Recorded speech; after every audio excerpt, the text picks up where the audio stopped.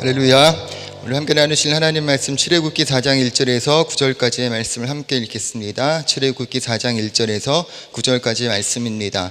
모세가 대답하여 이르되 그러나 그들이 나를 믿지 아니하며 내 말을 듣지 아니하고 이르기를 여호와께서 내게 나타나지 아니하셨다 하리이다. 여호와께서 그에게 이르시되 내 손에 있는 것이 무엇이냐? 그가 이르되 지팡이니이다. 여호와께서 이르시되 그것을 땅에 던지라 하시매 곧 땅에 던지니 그것이 뱀이 된지라. 모세가 뱀 앞에서 피하매 여호와께서 모세에게 이르시되 내 손을 내밀어 그 꼬리를 잡으라. 그가 손을 내밀어 그것을 잡으니 그의 손에서 지팡이가 된지라. 이는 그들에게 그들의 조상의 하나님 곧 아브라함의 하나님, 이삭의 하나님, 야곱의 하나님 여호와가 내게 나타난 줄을 믿게 하려 함이라 하시고, 여호와께서 또 그에게 이르시되 내 손을 품에 넣으라 하시매 그가 손을 품에 넣었다가 내어 보니 그의 손에 나병이 생겨 눈같이 된지라. 이르시되 내 손을 다시 품에 넣으라 하시매 그가 다시 손을 품에 넣었다가 내어 보니 그의 손이 본래의 살로 되돌아왔더라. 여호와께서 이르시되 만일 그들이 너를 믿지 아니하며 그 처음 표적의 표징을 받지 아니하여도 나중 표적의 표징은 믿으리라. 그들이 이 두 이적을 믿지 아니하며 내 말을 듣지 아니하거든 너는 나일강 물을 조금 떠다가 땅에 부으라. 내가 떠온 나일강 물이 땅에서 피가 되리라. 아멘. 할렐루야. 우리 옆에 분들과 함께 인사 나눕니다. 하나님께서 당신을 사랑하십니다. 한 번 더 인사합니다. 예수님 이름으로 당신을 사랑하고 축복합니다. 한 번 더 인사 나누니까 오늘 은혜 받고 응답 받고 돌아갑시다. 우리 예배를 통해 주님 만나고 돌아가는 귀한 시간 되시기를 예수님의 이름으로 축원합니다. 오늘의 말씀을 통해서 하나님의 지팡이라는 제목으로 잠시 말씀을 나누려고 해요. 우리 제목 한번 따라해 보실까요? 하나님의 지팡이.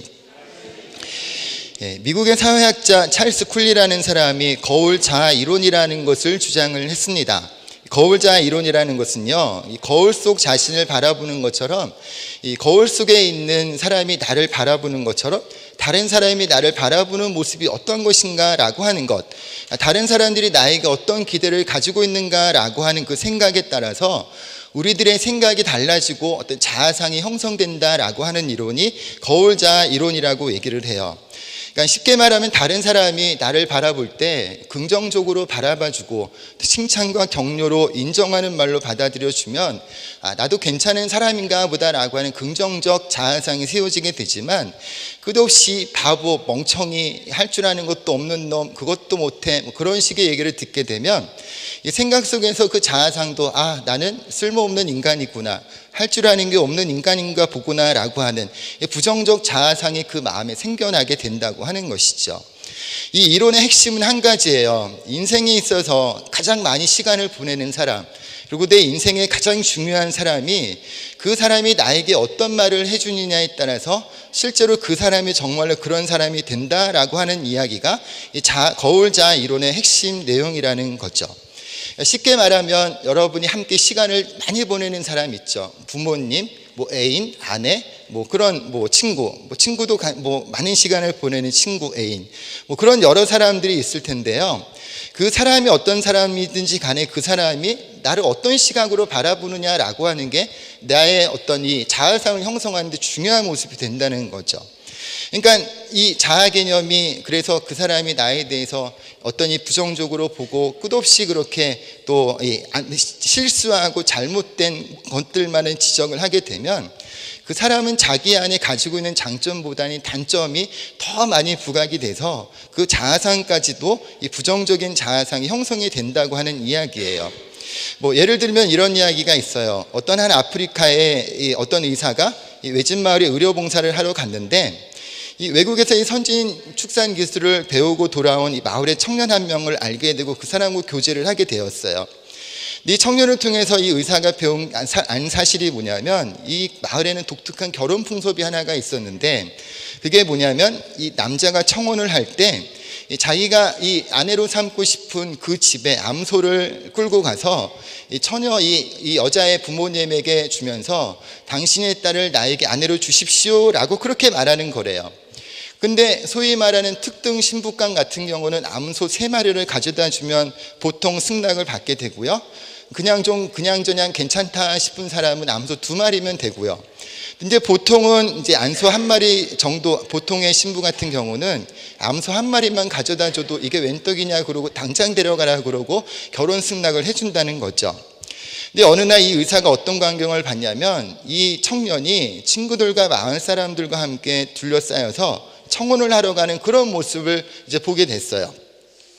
근데 보통 이제 이 청년인데 놀랍게도 이 청혼을 하러 가는데 어떻게 하냐면 암소 9마리를 끌고 청혼을 하러 가는 거죠. 특등 신부감도 암소 3마리면 이 결혼 승낙을 받는데 도대체 암소 9마리를 끌고 가서 청혼을 할 정도면 이 청혼하려고 하는 그 여인이 어떤 사람이기에 이 암소 9마리나 가져가나라고 하면서 이 온 마을 사람들의 관심을 받게 됐대요. 그래서 이 마을의 촌장 집의 여인인가라고 하면서 쫓아가면서 봤는데 그 집도 지나가고, 지역 유지인 바나나 농장 주인 집도 그냥 지나가고, 이 학교 선생님의 집도 그냥 지나가고, 한참을 지나가다가 좀 볼품없어 보이는 어떤 한 집 앞에 딱 멈춰서더니 그 집 노인에게 이 암소 9마리를 주면서 당신의 딸과 결혼을 하게 허락해 주십시오라고 그렇게 청혼을 하더라는 거죠. 근데 마을 사람들이 도대체 어떤 여자이기에 그래? 라고 하면서 그 여인을 봤더니 키는 좀 큰데 잘 못 먹어서 삐쩍 마르고 몸도 좀 허약해 보여서 결혼을 해도 아이도 못 낳을 것 같고 집안일도 못 할 것 같은 그런 좀 초라해 보이는 그런 여자들하는 거죠. 그러니까 이 여자를 보는 순간 사람들이 에이 별것도 아닌데 저놈 미쳤군, 암소 9마리나 갖다 바쳐? 그러면서 막 수근거리고 막 그런 이야기들이 떠들었다는 거예요. 그래서 이 의사도 좀 의아했죠. 아니 왜 저런 여자한테, 암소 1마리면 충분할 것 같은 여자한테 암소 9마리나 갖다 두고서 저러지? 라고 했는데, 그러고 나서 나중에 다시 본국으로 돌아갔다가 또 이제 오랜 시간이 지난 후에 다시 그 마을을 방문하게 돼서 그 청년을 만나서 이제 저녁 식사를 초대받아서 가게 되었대요. 근데 식사를 하면서 이제 이 사람이 물어본 거죠. 이 청혼 선물은 좀 과도한 것 같은데 당신은 왜 암소 9마리나 가져다가 주면서 청혼을 했냐라고 하는 것을 물어보는데, 그 물어볼 때 이제 마침 아름답고 굉장히 우아해 보이는 그런 여인이 방에 들어오면서 인사를 하는데, 의사가 그 여인을 보면서 생각하기를 그래, 그 볼품없던 여자랑 결혼을 안 하고 다른 사람이랑 결혼을 했나 하는 그런 생각을 가졌대요. 근데 이 청년이 말하기를 선생님, 저 사람이 그때 제가 청혼했던 여자입니다 라고 하면서 하는 얘기가, 아주 어렸을 때부터 저 사람을 사랑했고 저 사람하고 결혼을 꿈꿨는데 이 마을에는 몇 마리의 암소를 받느냐에 따라서 그 여자들의 세계에 그 사람의 가치가 또 생겨나는 그런 이 문화가, 그런 문제가 있습니다 라고 하면서 자기도 그 관습을 무시할 수 없기 때문에 암소를 몰고 가기는 했는데, 사실 제 아내는 암소 1마리면 충분히 결혼 승낙을 받을 만한 사람이었지만 제가 정말로 사랑하는 여인이 스스로 자신의 가치를 1마리의 암소값에 한정하고 평생을 사는 것을 원치 않아서 자기가 다른 사람들은 3마리를 받고 어떤 사람은 2마리를 받았는데 나는 1마리밖에 받지 못한 그런 초라한 여인이야 라고 하는 그런 움츠러드는 마음을 가지고 살게 하고 싶지 않아서, 또 평생을 자기가 이 암소의 자기 가치를 결정짓는 것이 싫어서 이 3마리를 훨씬 뛰어넘는 9마리를 가져다가 청혼을 했습니다 라고 하는 그런 얘기를 하더라는 거죠. 근데 재밌는 것은 처음에는 이 여자도요, 저 남자가 나한테 왜 이럴까 라고 하면서 도대체 왜 9마리씩이나 가져다가 청혼을 했을까 라고 그렇게 생각을 했는데, 이 여자의 마음이 점점 더 바뀐 거예요. 혹시나 정말 나에게는 내가 모르는 암소 9마리의 가치가 있는 것은 아닐까라고 그렇게 생각을 하기 시작을 했고, 그럼 내가 암소 9마리에 맞는 여자로 변화돼야지라고 하면서 그때부터 공부도 하고 운동도 하고 자기 자신을 또 아름답고 건강하게 갖춰서 지금 저렇게 보이는 아름다운 여인의 모습으로 또 변화됐습니다라고 하는 그런 얘기를 하더라고 하는 거죠. 그러니까 이런 이야기가 일종의 거울자 이론이라고 하는 거예요. 누군가 나를 긍정적인 눈으로, 따뜻한 눈으로 바라보고 말하면 실제로 그 사람의 마음도 달라지고 삶도 그렇게 변화된다라고 하는 것이죠. 여러분 주변에 정말로 소중하다고 여기는 사람들이 있습니까? 우리는 흔히 그렇게 얘기를 하죠. 막 잔소리를 하고 또 잘못된 것들을 지적하고 필요한 이야기일 수도 있지만 그런 이야기를 하면서 나 아니면 누가 너한테 이런 얘기를 해주냐 그러면서 마음을 막 불편하게 하는 그런 모습이 있기도 하죠. 근데 정말로 소중한 사람이 있다면 중요한 것은 그 사람에게 최고의 가치를 부여를 하고요, 또 정말로 누군가로 인정받고 싶다면 먼저 자기 자신이 자기의 가치와 그 존귀한 모습을 먼저 또 인정하고 그런 또 존귀의식을 가지고 살아가는 것이 정말로 중요하다라고 하는 것이에요. 여러분 주변 사람들에게 이 거울자 이론처럼 긍정의 고백, 칭찬의 고백, 격려의 고백으로 가득하게 되시기를 예수님의 이름으로 축원합니다. 특별히 여러분 남자들은요 굉장히 칭찬에 목말라 있는 사람들이에요. 그래가지고 또 이게 또 아내나 또 누가 이렇게 어떤 뭔가를 부탁했을 때 하다못해 여보 저 전등 좀 갈아주세요 라고 했을 때 갈았을 때 딱 갈아주고 난 다음에 와 진짜 여보 예술이다, 어떻게 저걸 저렇게 잘 가를 수가 있어, 그러면 우쭐거리면서 뭐 그렇지 뭐 더 갈 거 없어 라고 이렇게 이제 반응을 하는데, 아이고 그것도 그냥 아주 그냥 낑낑거리면서 가는구만, 그러면 열이 받아가지고 다음부터 안 해 니가 해 하고 이제 반응하고 막 그러기도 하는 거죠. 여러분 어쨌거나 여러분의 마음이 자아상이 정말 이런 긍정의 모습으로 가득해서 여러분의 말과 또 시선 때문에 주변의 사람들이 이런 이 건강한 자아상을 품고 살아가는 데 만드는 여러분의 모습 더욱더 되시기를 예수님의 이름으로 축원합니다. 하나님이 우리를 바라보시는 시선이 바로 이런 시선이죠. 항상 최고의 가치를 우리에게 부여하시는 분이세요. 우리가 얼마나 소중하셨는지 예수 그리스도를 보내셔서 십자가에 달려 죽게 하시기까지 주님의 그 피값으로 우리 한 사람 한 사람을 사신 그런 존귀한 사람들이 우리들 한 사람 한 사람이라고 하는 것이죠. 실제로 하나님의 은혜 속에서 우리는요 또 많은 재능과 잠재적인 능력을 가지고 있는 사람들이 우리들 한 사람 한 사람이라고 하는 거예요. 근데 실제로 그런 재능과 잠재력을 가지고 있지만 우리는 어떻게 생각하며 살아요? 우리는 우리 자신의 가치를 정말로 가치 있게 여기지 못하며 살 때가 많죠. 그래서 우리 자신에게 내가 못하는 것, 할 줄 못하는 것, 또 할 수 없는 것에 대해서는 너무나 잘 말하는데 잘하는 것에 대해서 누군가에 대해서 칭찬하는 말에 대해서는 너무나 인색하고 잘 못하는 모습이 있어요. 그게 왜냐하면 우리 스스로가 가치 있다고 생각하지 못하기 때문이라는 거죠. 그래서 누군가가 나를 칭찬하면 참 이렇게 저렇게 얘기하면서 이러저런 어떤 구체적으로 칭찬을 하면 저 사람이 나를 놀리나 하는 그런 마음을 가지고 또 고맙습니다라고 하기보다는 그냥 얼굴에서 불그락하면서 속에서 그냥 열이 받아가지고 막 그렇게 반응하는 그런 모습을 좀 보기도 하죠. 그래서 하나님은요 우리 생각이 항상 이렇게 가치 있다고 생각하지 못하고 할 수 없다고 생각하기 때문에 먼저 하나님 앞에서 하나님 은혜 아래 살게 하시기 위해서 제일 먼저 하는 것이 우리의 마음과 생각을 하나님 앞에서 하나님의 일을 이루기에 합당한 사람으로 먼저 바꿔주시는 그런 작업을 하는 것을 볼 수가 있어요. 지난주에도 우리가 살펴본 것처럼 하나님이 모세를 통해 이스라엘을 애굽에서 구출하려고 하셨죠. 그래서 이 모세에게 애굽으로 가라라고 그렇게 말씀했는데 모세가 어떻게 대답을 해요? 내가 누구이기에 나한테 이러십니까? 나는 못합니다 라고 그렇게 대답하는 것을 보죠. 이 대답의 의미가 뭐예요? 여러분 겸손한 마음으로 또 낮아짐의 마음으로 어떤 이 낮아짐의 신앙의 고백을 드리는 게 아니라 절망과 낮은 자존감 속에 사는 마음이죠. 나는 못합니다. 내가 가진 것도 없고 할 수 있는 능력도 없는데 나한테 왜 이러십니까? 보낼 사람을 좀 보내십시오 라고 하는 어떤 절망 속에서 가지는 그런 고백을 하고 있는 모습이에요. 이 미디안에서 이 모세가 보낸 40년의 시간, 이 고난의 시간이 모세 이렇게 심리적으로 위축된 사람이 돼서 그 마음의 어떤 조용한 절망이라는 것이 깊게 뿌리 박히는 그런 사람으로 만들어 놓았다고 하는 거죠. 이 고난이라는 것이 하나님 편에서 보면 우리에게 훈련의 도구도 되지만요 참 한편으로 보면 이 고난은 우리를 참 초라하게 만드는 일인 것 같아요. 특별히 우리가 뭐 크고 이러저러한 고난 가운데 어떤 물질 때문에 어떤 어려움을 겪게 되면요 그 마음의 그 초라함을 갖는 것은 이루 말할 수가 없어요. 뭘 하나를 살 때 누구를 만나도 저 사람을 만나게 되면은 또 강아지고 커피 한 잔이라도 마시고 밥이라도 먹게 되면 또 돈을 쓰게 되는데 그렇게 되면 가진 것이 없는 또 뭐 유학생이나 그런 사람들 입장에서는 사실 누구 하나를 만나는 것도 참 마음에 부담이 될 때도 참 있는 것 같아요. 제가 그런 마음을 이해하는 이유가, 저도 어렸을 때 저희 아버지 하시는 사업마다 좀 안 돼서 좀 그랬는데, 이게 참 자식들도 성격이 다 있잖아요.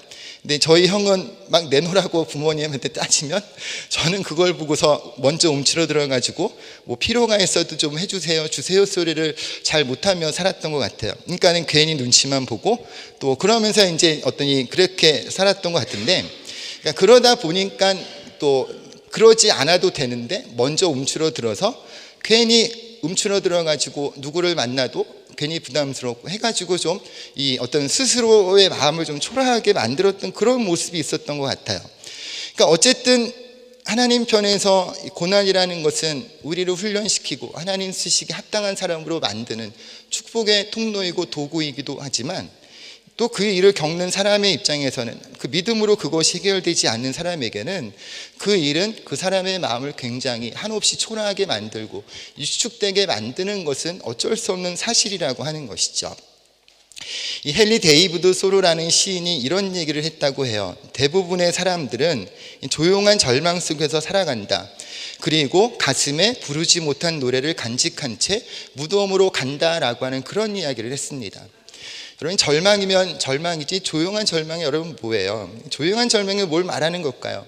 저는 그런 생각을 했어요. 이 조용한 절망이라니까, 절망은 인생에서 막 요동치고 하나님 앞에서 막 슬퍼하고 어쩔 막 그런 모습이라면, 이 조용한 절망, 그런 마음이지 않을까 싶어요. 일상생활의 삶을 살아가는데 아무 문제도 없어 보이죠. 평안해 보이는 삶을 사는 것 같아요. 하나님을 믿고 또 매주마다 와서 예배도 드리고 또 그 신앙생활도 좀 잘하는 것 같아요. 삶이 그렇게 크게 요동치는 일도 없는 듯 하죠. 근데 실제로 그 사람의 내면에 들어가 보면 인생에서 많은 실패가 있고, 기도해도 응답을 못 받은 것 같고, 도전했는데 실패했던 그런 기억이 있어서 무엇인가를 살짝 건드리기만 하면 한순간에 터질 것 같아서 그것을 마음속에 꾹꾹 숨겨놓고 눌러놓고 살아가는 그런 모습의 사람이 조용한 절망의 사람이죠. 이런 사람들은 참 힘들어요. 조용한 절망을 품고 있는 사람들은 참 힘들어요. 뭘 해도 항상 해봤자 소용없는데 뭐해? 라는 마음, 기도해봤자 뭐 응답도 없는데 뭐하러 해? 라고 하는 그런 마음속 깊은 곳에 그런 마음을 가지고 살아갔죠.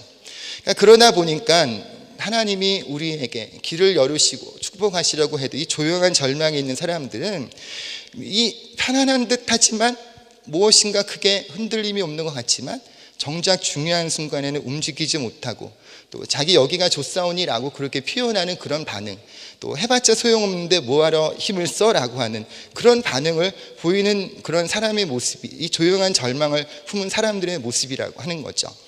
여러분, 혹시나 여러분의 인생에서 어떤 기대함이 없고 기대해도 소용이 없다고 생각이 되고, 또 무엇인가에 대해서 어떤 이 소망하는 마음이 없는 이 조용한 절망이 있다면, 정말로 믿음으로 해결되지 않으면서 믿음으로 해결된 것처럼 눌러놓은 마음들이 있다면, 오늘 이 예배를 통해서 주님이 주시는 소망의 마음, 기대하는 마음이 새롭게 회복되게 되시기를 예수님의 이름으로 축원합니다.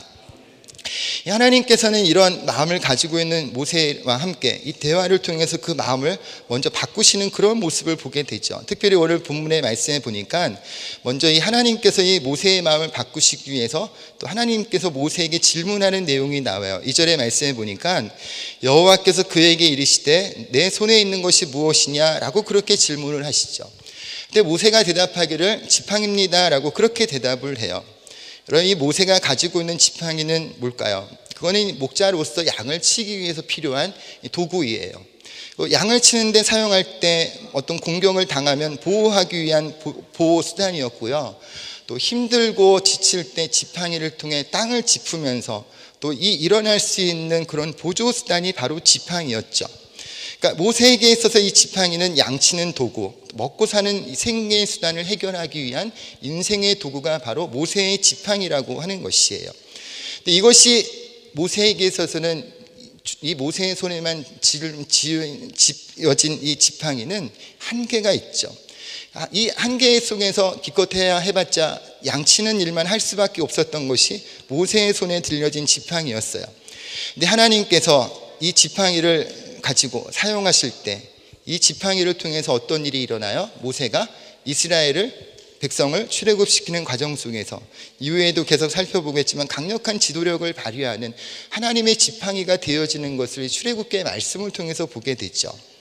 여러분, 우리는 보잘것없는 것이지만요, 그것이 하나님께 드려지면, 하나님께서 사용하시기로 작정하면 그것은 우리가 생각할 수도 없는 강력한 능력이고 힘이 되는 것을 우리가 볼 수가 있죠.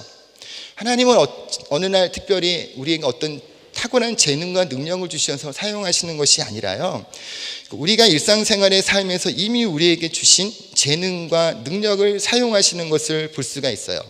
그렇기 때문에 우리가 배우는 모든 것은 굉장히 소중한 것이죠. 근데 내가 가진 재능과 능력이 하나님의 말씀에 반응하고 순종하고 하나님 앞에 드려지면 그것은 나의 삶의 어떤 생계수단으로만 끝나는 것이 아닌 하나님을 기쁘시게 하고 하나님께서 계획하신 일들을 이루는 축복의 도구가 되어지는 것을 우리가 볼 수 있다라고 하는 것이죠.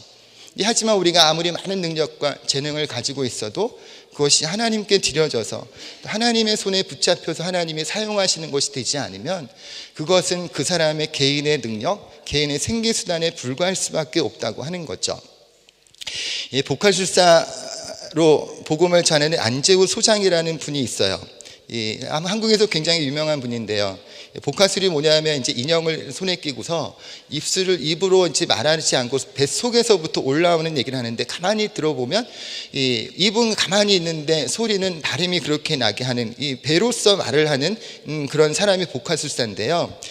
젊을 때 유명한 동화구연가 선생님 복화술 강의 전단지를 보고 찾아가서 이제 배우기 시작을 했는데, 그때 제대로 가르쳐 주는 곳이 없어서 한 10년 동안을 이 미국의 자료를 가져다가 번역하면서 독학하면서 이 기술을 익혔는데, 이 사람이 믿지 않는 가정에서 혼자 예수를 믿고 주님의 자녀가 되면서 뜻하지 않는 기회에 이제 이 복화술을 배우게 됐는데요. 이 복화술 기술을 배움을 통해서 이후에 하나님의 은혜를 얻고서 이것이 또 자기의 어떤 이 삶의 어떤 생계를 위해 또 자기의 어떤 명예를 위해서 살아가는 수단으로만 끝내는 게 아니라 이것을 들고 다니면서 많은 곳에 가서 교도소에도 가고 또 고아원도 가고 어려운 곳에 다니면서 이 복음에 대해서 이야기할 때 좀 거부감 있는 사람들에게 이 복화술 이 이야기를 통해서 자연스럽게 복음을 전하고 예수님을 전하는 그런 삶을 살고 있다고 하는 것이죠. 여러분은, 제가 볼 때 여러분에게는요 정말 많은 재능을 가지고 있는 사람들이에요. 또 많은 능력도 있어요. 그리고 해외 생활에서 우리가 살면서 그 사회에서 살고 또 유학하면서 공부하고 또 단계를 넘어간다고 하는 것 사실은 굉장한 능력이 있는 사람이라고, 그렇기 때문이라고 생각을 들어요.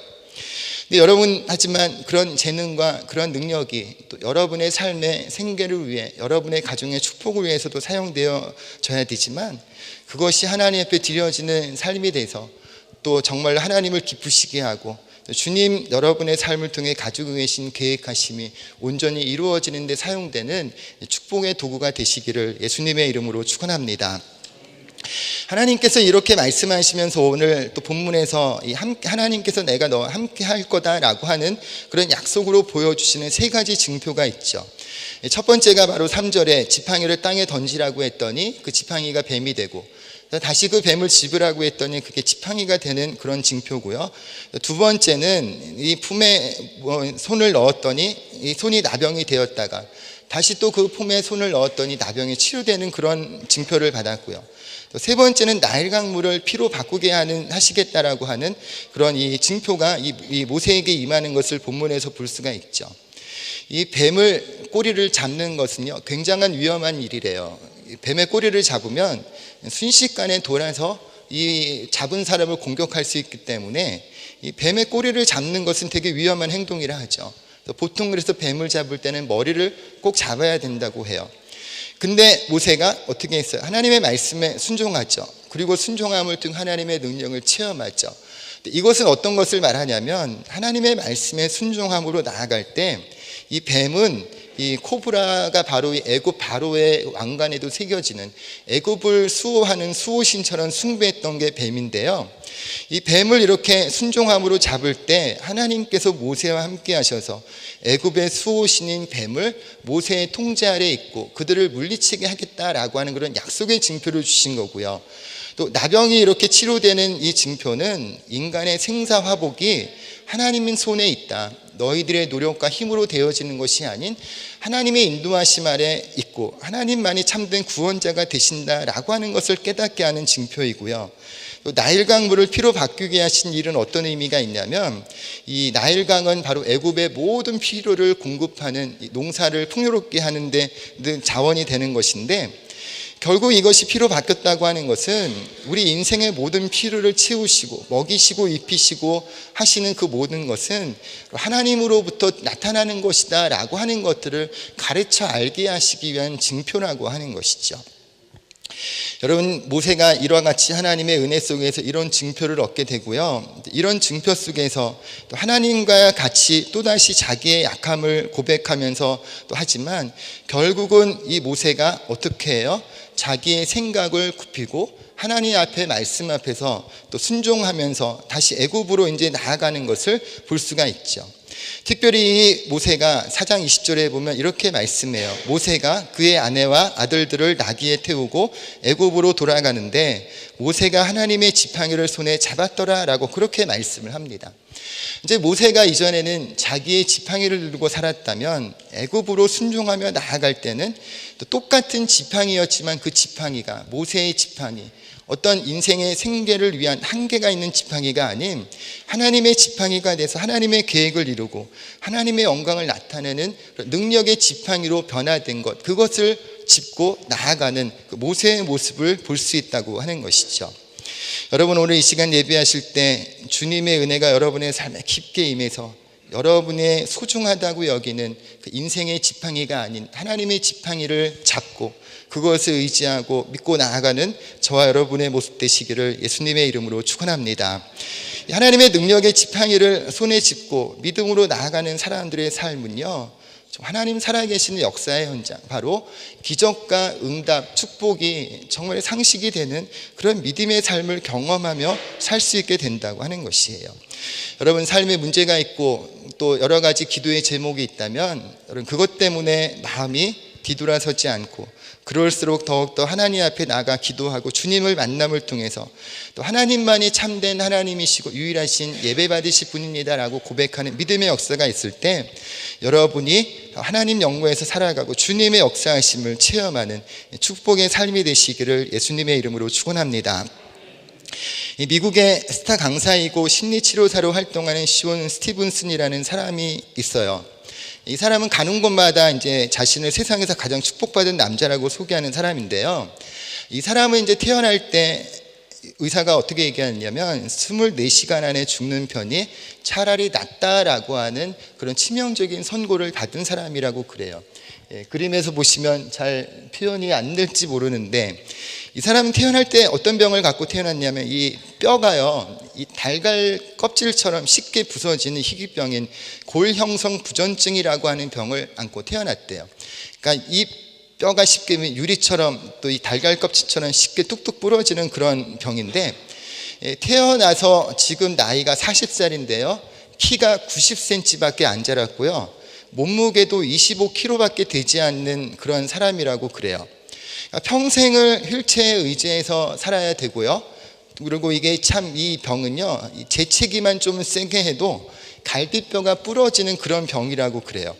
그러니까 실제로 그래서 살면서 이 200번도 넘게 뼈가 부러지는 그런 이 고통을 겪으면서 살았다고 하죠. 근데 이 사람이 9살 되던 해에 또다시 뼈가 부러지는 그런 고통을 겪으면서 너무나 아프니까 자기 엄마한테 하소연을 했대요. 엄마, 왜 하필 저예요? 내가 도대체 뭘 잘못했길래 이런 병을 가지고 이런 고통을 겪어야 돼요? 나 정말 화가 나서 미치겠어요 라고 하는 얘기를 하더라는 거죠. 근데 그때 이제 이 사람의 엄마가 어떻게 얘기를 하냐면, 시온, 이번 일은 정말 큰 시련일까? 아니면 하나님의 축복의 선물일까? 너의 병은 인생의 짐이 될 수도 축복의 선물도 될 수 있단다 라고 하는 그런 말을 해주더라는 거죠. 근데 이 말을 듣는 순간에 축복의 선물이 될 수도 있다라고 하는 그 말이 마음에 와 닿아서, 내가 이런 고통을 느끼는 것은 나만이 할 수 있는 무언가를 하라는 하나님의 뜻이 아닐까라고 하는 그런 생각을 품게 되었다고 해요. 그래서 이후에는 자신의 상황에 이제 불평하지 않고서 그 마음에 결심하기를 나와 같이 힘든 삶을 살아가는 사람들을 돕는데 내 일평생을 바쳐야 되겠다라고 그렇게 결심을 하면서 그가 이 뼈가 쉽게 부러지는 질병이 있음에도 불구하고 모든 일에 최선을 다하는 그런 삶을 살기 시작했다는 거죠.